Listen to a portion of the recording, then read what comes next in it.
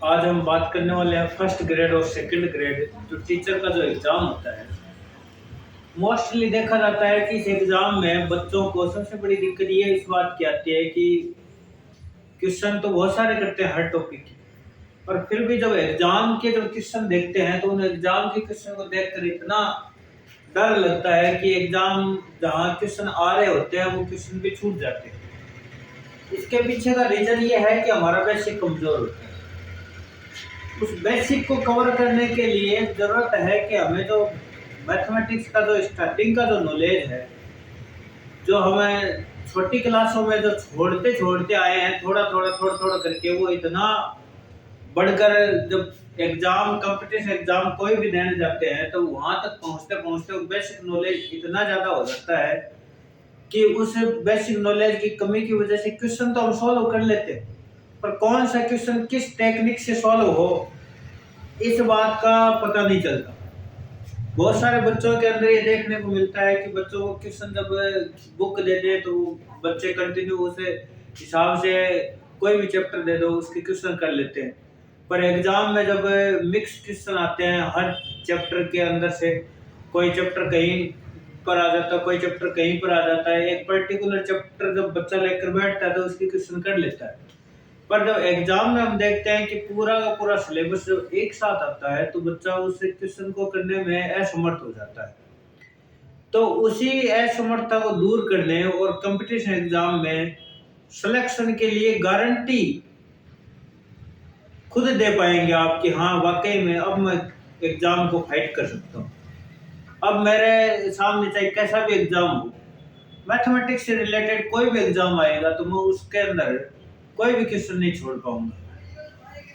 वो एक अलग बात है कि 100 क्वेश्चन में से 5 क्वेश्चन या 4 क्वेश्चन ऐसे आते हैं तो थोड़े से लैंग्वेज थोड़ी सी चेंज करके देते हैं। हालांकि जो क्वेश्चन हमें लगता है कि टफ है क्योंकि वो क्वेश्चन होते छोटे हैं, पर लैंग्वेज की वजह से कई बार वो क्वेश्चन छूट जाते हैं। बाकी एग्जाम के अंदर देखें तो कोई भी एग्जाम हो, 50 से 60% से ज्यादा किसी एग्जाम की मेरिट का भी स्कोर नहीं रहता। लास्ट 60% के भीतर भीतर रहता है। जो बच्चे मेरिट में ऊपर निकलते हैं, फर्स्ट टॉप करते हैं, फर्स्ट रैंक सेकंड रैंक वाले, वो भी वहां तक ही जाते हैं। तो 100 क्वेश्चन में से मुश्किल से बच्चे जो क्वेश्चन करके आते हैं 70 के आसपास करके आते हैं, वही टॉप लिस्ट में आ जाते हैं।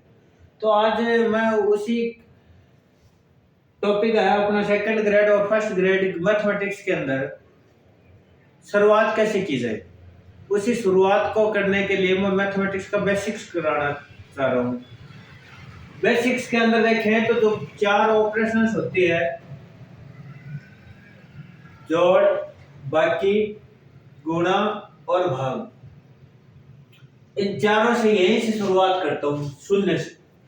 ये मानकर कि बच्चा स्कूल गया ही नहीं, वही उसी लेवल से स्टार्ट करता हूँ। पहले इन सिंबल्स के बारे में जानकारी दे देता हूँ। इसको हम प्लस बोलते हैं, इसको माइनस बोलते हैं, इसको प्रोडक्ट बोलते हैं और इसको डिवाइड बोलते हैं।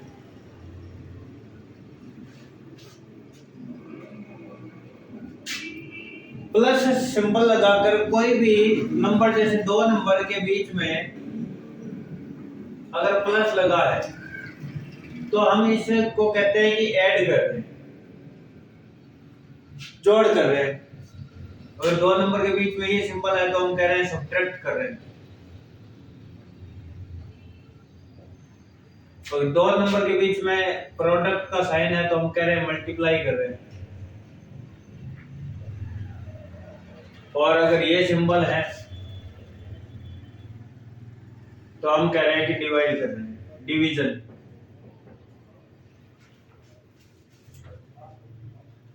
पर अगर एडिशन भी अगर हम देखें कि बहुत बड़ा एडिशन हो, एक कोई सीरीज चल रही हो, तो उस सीरीज का अगर कोई एडिशन करना हो तो उसकी जगह, एडिशन की जगह नाम चलता है समेशन। सम करना के जो प्रोसीजर होता है, प्रोसीजर है उसको समेशन बोलते हैं, ऐड करने के प्रोसीजर को एडिशन बोलते हैं।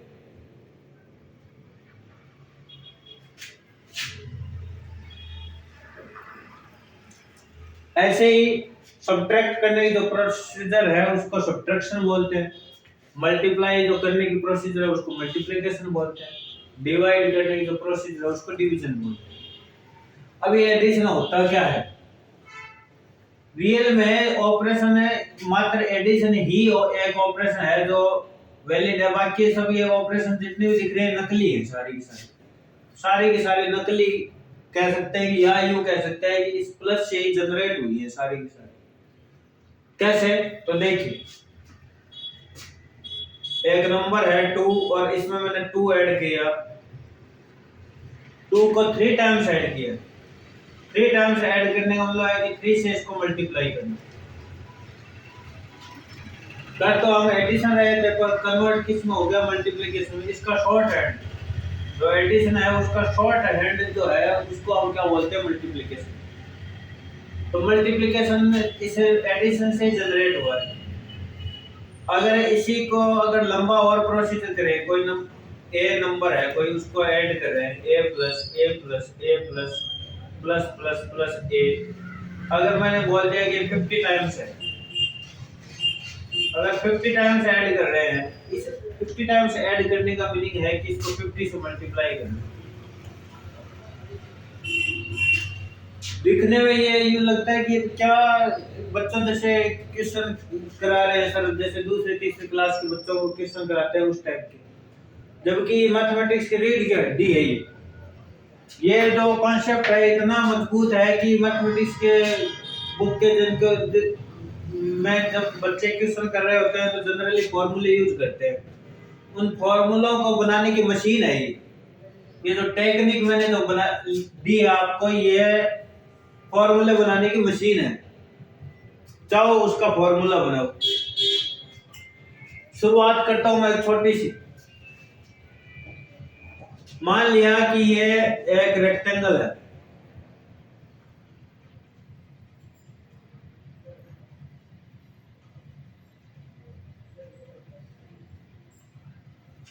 हिंदी में आयत बोलते हैं इसको।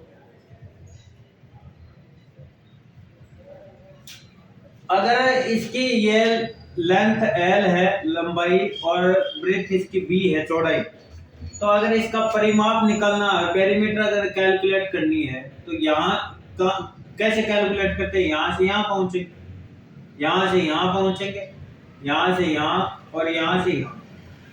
पेरीमीटर जिसको हम परिमाप बोलते हैं, ये जितने भी वर्ड आ रहे हैं इनका जब तक मीनिंग नहीं समझ आएगा तब तक इनका कैलकुलेशन कर पाना बहुत मुश्किल। परिमाप शब्द अपने आप में दो शब्दों से मिलकर बना है, एक है परि और एक है माप। परि का मतलब होता है चारों ओर,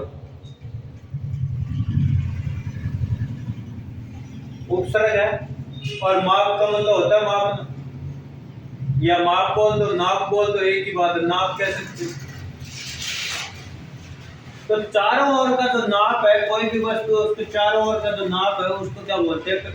परिमाप बोलते हैं। तो अगर आयत का परिमाप अगर निकालना चाहे तो क्या आएगा? आयत का परिमाप, आयत का परिमाप, पेरीमीटर ऑफ रेक्टेंगल क्या आएगा? तो कैलकुलेट करते हैं। यहां से अगर देखें तो ये कितनी है, यहां से यहां, मान लो कोई प्लॉट है, ये प्लॉट के तारबंदी करनी है तो तार यहां से यहां तक बांधेंगे, यहां से यहां तक और यहां से यहां तक और यहां से यहां तक। तो अगर कुल अगर देखें तो कितना बनने वाला है? फर्स्ट L, ये L है तो ये भी L, ये भी है, क्योंकि रेक्टेंगल है, आमने सामने की साइड क्या होती है? इक्वल होती है। L प्लस B, फिर से L और प्लस B, यहां से यहां पहुंचे, यहां से यहां और यहां से यहां और यहां। तो अगर ये देखें तो ये फिर से देखिए, एक नंबर है, ये भी एक नंबर है, 2 टाइम्स ऐड करने का मतलब होता है 2 से मल्टीप्लाई, तो 2 से मल्टीप्लाई किया तो L प्लस B आ गया फॉर्मूला जो हम बचपन से पढ़ते आए हैं कि आयत का परिमाप क्या होता है? 2 इंटू लंबाई प्लस चौड़ाई, या इंग्लिश में कहें तो पेरीमीटर ऑफ रेक्टेंगल क्या होता है? 2 टाइम्स लेंथ प्लस ब्रेथ। तो ये फॉर्मूला निकल के आ गया। इसी टेक्निक से। थोड़ा और आगे बढ़े हैं तो देखिए इसी टेक्निक को फिर से अप्लाई करते हैं।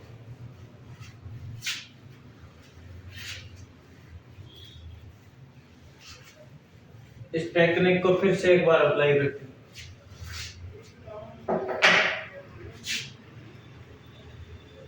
यही रेक्टेंगल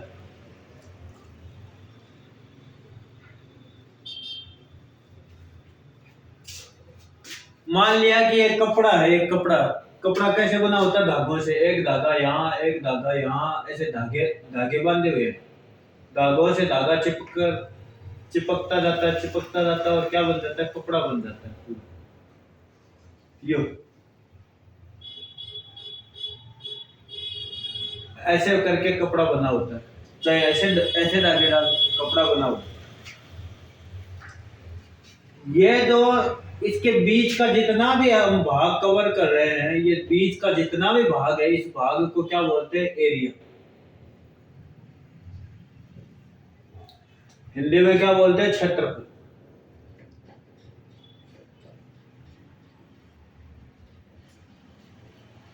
क्षेत्रफल होता क्या है? तो कोई भी समतल है, उस समतल पर वस्तु द्वारा घेरा गया स्थान, जितना भी स्थान घेरेगी वस्तु, वो स्थान क्या कहलाएगा? क्षेत्रफल। यहाँ मैंने कागज रखा, कागज ने इतना स्थान घेरा तो उसका क्षेत्रफल। कोई वस्तु जितना एरिया रीजन कवर करती है, वो उसका क्या कहलाता है? एरिया कहलाता है। जितना भी इसमें कवर होगा इसका भाग, वो भाग इसका एरिया है। एरिया क्या है? तो यहां से देखो तो ये लेंथ है, फिर से एक लेंथ ऊपर और रखी, तो एरिया है क्या बेसिकली? तो एरिया क्या है? लेंथ। उसमें मैंने फिर से लेंथ रखी, फिर से लेंथ, फिर से लेंथ, यू लेंथ पे लेंथ, लेंथ पे लेंथ, इस पर ऐड करता गया, ऐड करता गया। तो length plus length plus plus plus length, कितनी बार ऐड करूंगा? जितने मुझे इस कपड़े की चौड़ाई चाहिए होगी, जितनी इसकी ब्रेथ चाहिए, उतने टाइम्स मैंने इसकी लेंथ। कहां तक ये धागा रखता जाऊंगा? जब तक इसकी जितने मुझे ब्रेथ की आवश्यकता है उतनी कंप्लीट नहीं हो जाएगी, तब तक रखूंगा। तो एल कितने टाइम्स होगा? तो मैं कहूंगा ब्रेथ टाइम्स या बी टाइम्स। कितने टाइम्स होगा? B times. अब एक ही नंबर को बी टाइम्स ऐड करने का मतलब है कि बी से मल्टीप्लाई, बी से मल्टीप्लाई। तो यही जो हम बचपन से फॉर्मूला देखते हैं, एरिया ऑफ रेक्टेंगल आ गया। एरिया ऑफ रेक्टेंगल क्या होता है? Length into breadth. पर इसमें भी एक लॉजिक की बात है, ये लिखना और ये लिखना, दोनों बातों में न्यूमेरिकली कोई डिफरेंस नहीं है, जबकि ज्योमेट्रिकली दोनों बातों का सेंस अलग अलग है। ये कह रहा है कि इस धागे इस प्रकार से चिपकाए हुए, ऐसे धागे चिपकाए तब जाके ये कपड़ा बना है और उसका एरिया है।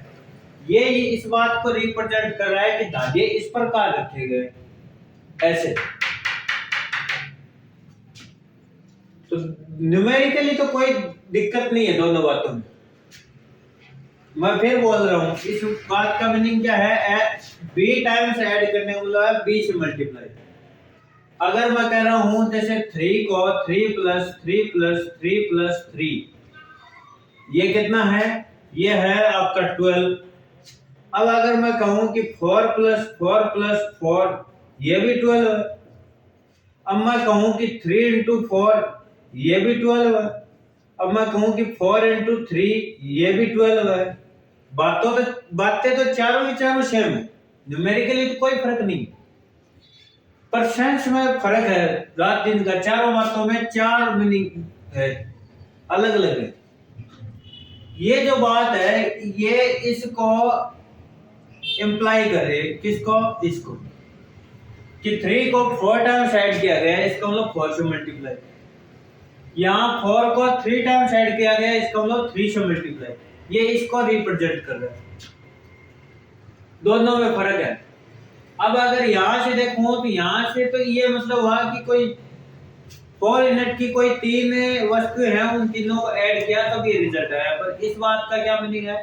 3 लेंथ की 4 वस्तुएं लेकर उनको ऐड किया गया। अगर यहां से देखूं तो अगर कैलकुलेट करके देखूं यहां से, तो इसका मतलब तो ये हुआ कि ये एक कोई स्क्वायर है जिसकी साइड कितनी है, साइड की लेंथ 3 है। तो इसके अगर पेरीमीटर कैलकुलेट करूंगा तो क्या आएगा, 3 + 3 + 3 + 3। ये तो इसको रिप्रेजेंट कर रहा है, जबकि ये अलग चीज है, ये अलग चीज है। ये जो है ये ट्रायंगल है, ये इक्विलैटरल ट्रायंगल है जिसकी साइड कितनी है, 4 4 4। ज्योमेट्रिकली दोनों बातों में फर्क है। यहाँ इस पेरीमीटर को देखो तो कितना आएगा, 4 + 4 + 4। ये इक्विलैटरल ट्रायंगल क्या पेरीमीटर को रिप्रेजेंट कर रहा है, जबकि ये स्क्वायर के पेरीमीटर को रिप्रेजेंट कर रहा है। न्यूमेरिकली कोई चेंजिंग नहीं है, जबकि ज्योमेट्रिकली बातों में फर्क है। तो जब तक इस एडिशन वर्ड का मीनिंग क्लियर नहीं होगा तब तक आगे जा ही नहीं पाएंगे। तो ये इस बात का मीनिंग है। यहां से हमने फॉर्मूला इसका निकाल दिया। फॉर्मूला कोई भी हो, एक ही टेक्निक है, ये सबसे सुपर फास्ट टेक्निक है, एडिशन। एडिशन जब तक सही तरीके से फीड नहीं होगा मेमोरी में तब तक कोई भी फॉर्मूला ही रह जाएगा। और अगर ये एडिशन में का बेसिक अगर दिमाग में फीड हो गया तो एडिशन, कोई भी फॉर्मूला है वो एडिशन ही है, फॉर्मूला रहेगा ही नहीं। कोई फॉर्मूला कहीं से याद करके लाने की जरूरत ही नहीं रहेगी, वो एडिशन ही है। खुद ही फील होगा कि फॉर्मूला तो मैं जानता हूं। अगर इस फॉर्मूले को और कोई फॉर्मूला बनाना है तो देखिए मैं और बना के दिखाता हूं।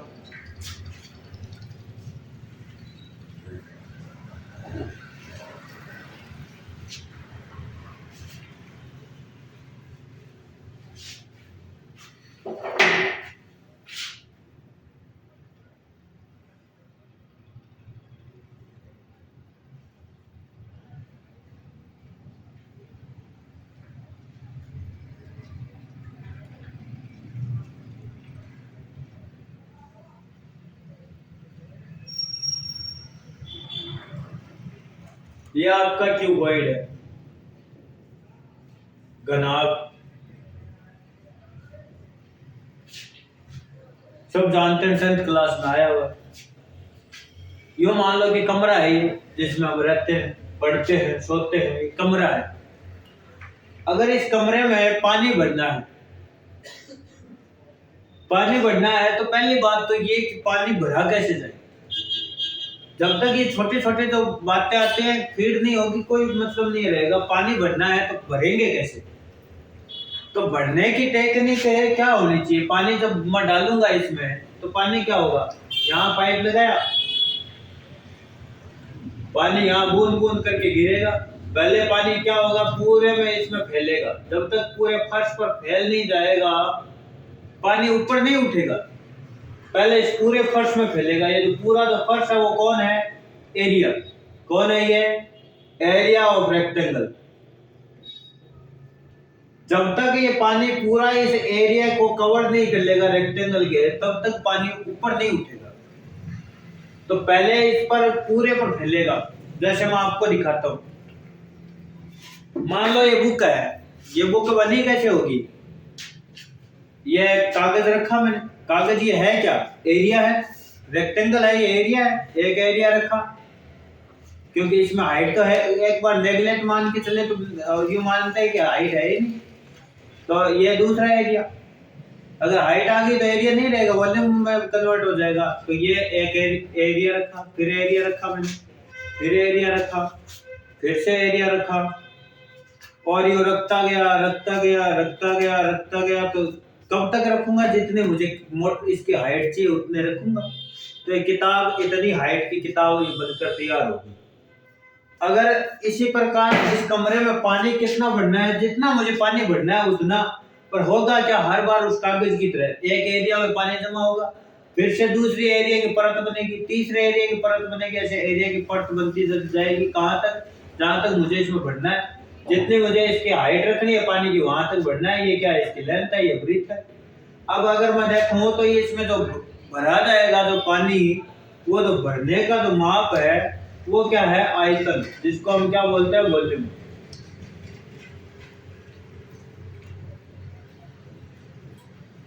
आयतन होता क्या है? तो 3D जो स्पेस है, समष्टि जिसको बोल रहे हो, खुला जो जितना भी स्पेस है, इसमें कोई वस्तु है, उसने कितना स्थान घेरा, वो उसका माप जो है वो आपका वॉल्यूम है।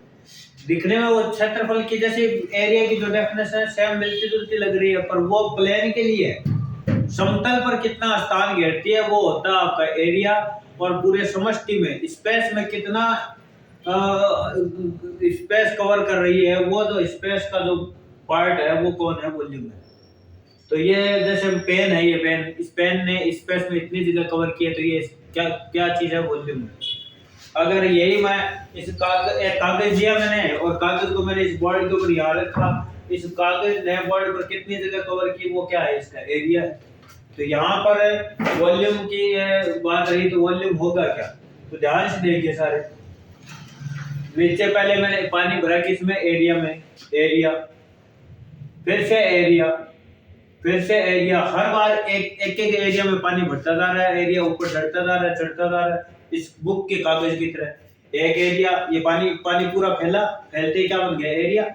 फिर से पानी पूरा फैला, एक परत, और फिर से एरिया, फिर से परत एक और आई, फिर से एरिया। ऐसे एरिया ऊपर एक के ऊपर एक के ऊपर एक रखते जा रहे, एरिया पे एरिया, एरिया पे एरिया, यूं चलता जा रहा है। कब तक? जितना मुझे पानी भरना है। कितना भरना है? जितनी हाइट है उतना भरना है, जितने मुझे हाइट रखनी है उतना भरना है। तो कितनी बार भरना है? h टाइम्स भरना है, जितनी हाइट उतनी बार। बच्चों को इस बात में भी कंफ्यूजन हो जाता है, सर ये h टाइम्स क्या होता है? सर 5, ये अगर ये 5 फीट होगा तो 5 टाइम्स होगा, पता नहीं भाई। डिपेंड ये करेगा कि ये जो कागज है इसकी मोटाई क्या है। अगर 1 सेंटीमीटर है तो उस सेंटीमीटर में नापूंगा, अगर 1 मिलीमीटर है तो मिलीमीटर में नापूंगा, अगर 1 mm से भी और बारीक है तो उसमें मैं नापूंगा, अगर मान लो और उससे भी नीचे कोई है पिकोमीटर में तो उसमें मापूंगा। मुझे नहीं पता ये क्या है, ये 5 है तो 5 बार नहीं ऐड करना है, मैं तो ये बोलूंगा जितनी हाइट है उतनी बार। अब ये अगर सेंटीमीटर है तो सेंटीमीटर, 5 सेंटीमीटर है तो 5 बार जोड़ूंगा, अगर mm में है तो उसी हिसाब से ऐड करूंगा। तो ऐड करने का वही रहेगा कि कितनी बार है। h टाइम्स मेरे लिए हाइट मायने रखता है, इसकी यूनिट क्या है उससे मुझे कोई लेना देना नहीं। तो ये h टाइम्स ऐड करने का मतलब है कि h से मल्टीप्लाई, तो h से मल्टीप्लाई। अब मैं इसको a into h लिख लूं तो भी कोई दिक्कत नहीं, न्यूमेरिकली तो सेम है, वैसे फर्क पड़ जाएगा, न्यूमेरिकली सेम है। वैसे किया तो इसका मतलब क्या हुआ कि मैंने इस प्रकार से कागज पे कागज कागज ऐसे, अभी तो मैंने ऐसे किए थे, कागज पे कागज रखा। अभी इस बात का नीचे वाली मतलब है एक कागज इधर रखा दूसरा इधर, ऐसे चिपकाए है, न्यूमेरिकली सेम है। तो a into h या h into a बोल दो। a क्या चीज था? Area of rectangle. क्या है ये? Area of rectangle. और इनटू में क्या है? हाइट। एरिया ऑफ रेक्टेंगल क्या होता है? l into b, और इनटू में क्या है? Height, lbh। ये आ गया आपका फॉर्मूला। तो वैसे तो वॉल्यूम का फॉर्मूला क्या होता है? एरिया ऑफ बेस होता है। जैसे मैंने यहाँ ये बेस क्या है इसका? ये जो बेस नीचे वाला जो पेंदा है, तल है, वो कौन है? रेक्टेंगल है, तो रेक्टेंगल। वैसे तो मुझे बेस लिखना चाहिए तो जनरल हो जाएगा, बेस अगर लिखूं तो जनरल हो जाएगा, ये सभी के लिए वैलिड हो जाएगा। Area of base into height. कोई भी चीज है उसका बेस, जैसे ये मार्कर है, सिलेंडर है इसकी शेप, तो इसका वॉल्यूम क्या रहेगा? तो area of base into height. अब जैसे ये सिलेंडर है, ये बना हुआ, ये सिलेंडर है, इसका बेस क्या है? सर्कल है, तो सर्कल का एरिया क्या होता है? पाई आर स्क्वायर। और हाइट को h बोल दूं तो इसका जो वॉल्यूम आएगा वो वॉल्यूम क्या बन जाएगा?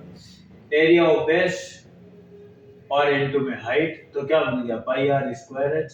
तो फॉर्मूला तो कोई है ही नहीं, फॉर्मूला तो एडिशन ही है जिसको हम जानते ही नहीं है, वो एडिशन ही है जिसकी बदौलत हमें फॉर्मूले मिल रहे हैं। फॉर्मूले कहीं से जनरेट नहीं हो रहे हैं।